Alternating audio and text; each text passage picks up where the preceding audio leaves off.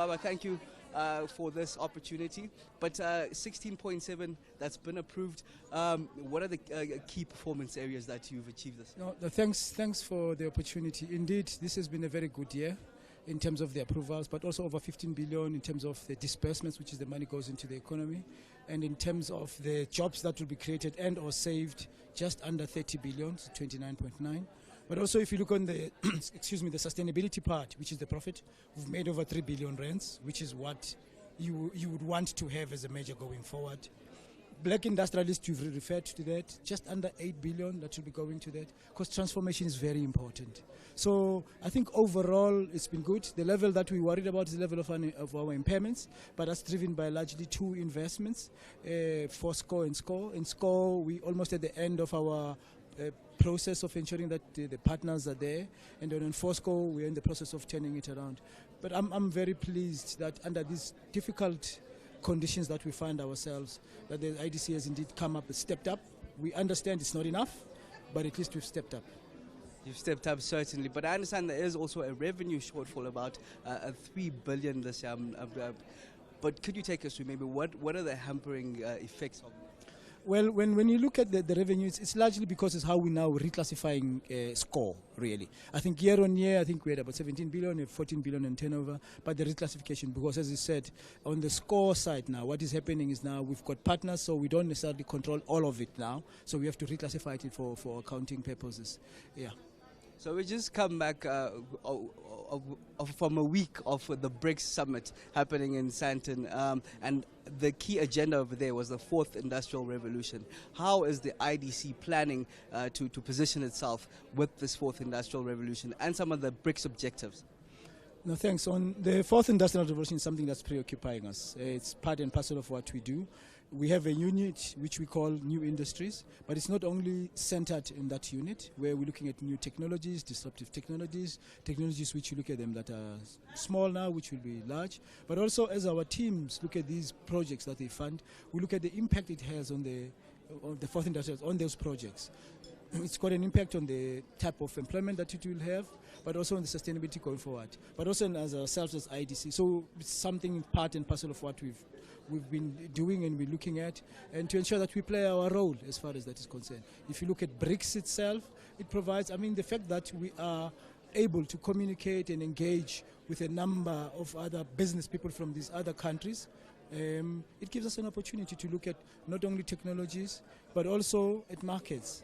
And I think the relationships on a political level that the government has with these countries enables us to an opportunity for us to. That's what I always say to entrepreneurs.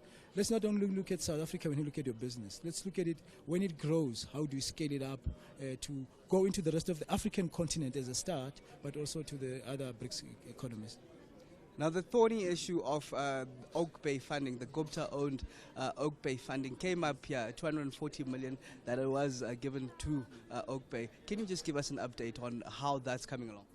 So it was 250 in 2010, so now they owe us, on the capital side, 37.5 million. That's what is outstanding on the capital. But also there was a return part which was converted into equity, and for that we've also taken them to court. So the matter is in court. I mean, we will not stop until we recover that. That's a taxpayer's money. It's important that we do that. And in any event, when we put it in there, and at least when we advanced them the loan, there was an expectation that that money should be brought back.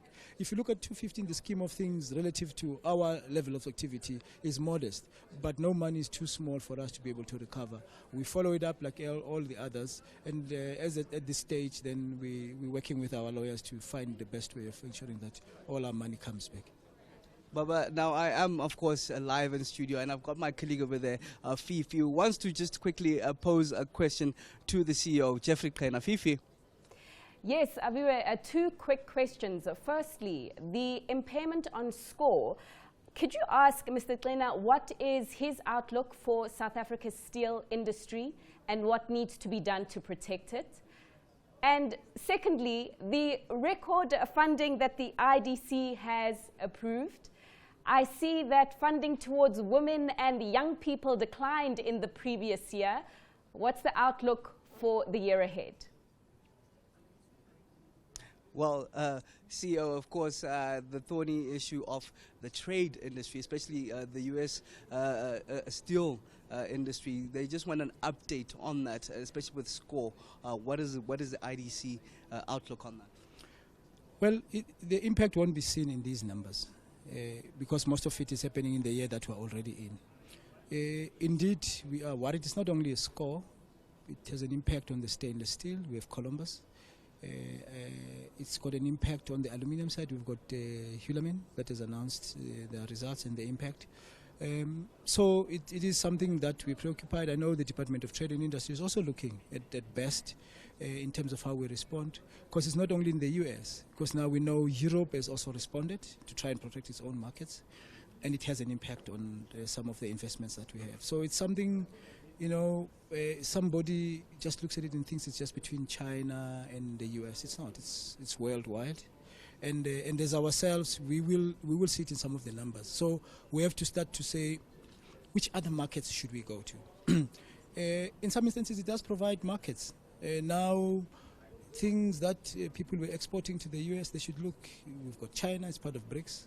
What can we do? We've got Brazil. We've got Russia. What can we do? Look at the continent. The continent for me is still virgin. I think there's opportunities there. But I am anticipating that some of our investments, when we report next year, we would see some of the impact of that. So it's an opportunity for us to say, as IDC, how can we assist them? Yeah, as we've assisted, in fact, in the numbers that we've provided, I said about 14% of the money that we're dispersing is to distressed companies. So that means we'll have to also think to say how best then we look at assisting those ones. We will talk to entities like ITEC to say, I mean, what role can they play to ensure that some of our companies here that are being impacted can indeed recover. I mean, I know a number of them are talking to the DTI as well. And also the issue of women funding. While you might have record funding as the IDC, there's also complaints of women that are not funded. What's your stance on this? Well, in our numbers, we've done fairly well. You know, we've put in a target, we've exceeded that, but we're not going to stop there. It is important that we bring more and more women into the economy so that we can ensure, indeed, that we make a difference. You know, President Obama said one day, an economy that excludes women in its activity is not a very clever one.